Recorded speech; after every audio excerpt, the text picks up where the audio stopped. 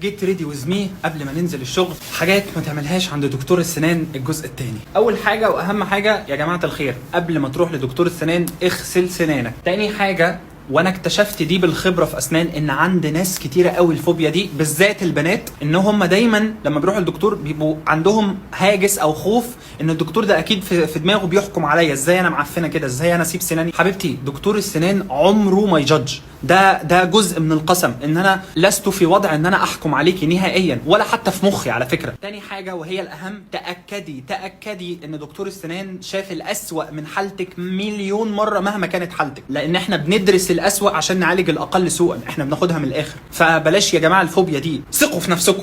تالت حاجه وهي اهم حاجه واللي انا بذكرها في كل فيديو وهذكرها في كل فيديو، عندك اي مرض، عملت اي عمليه اذكريها لطبيب اسنان. لو عندك دم في صباع رجلك الصغير فقعتيه قبل ما تيجي للدكتور الصبح، اذكريه لطبيب اسنان. بس كده.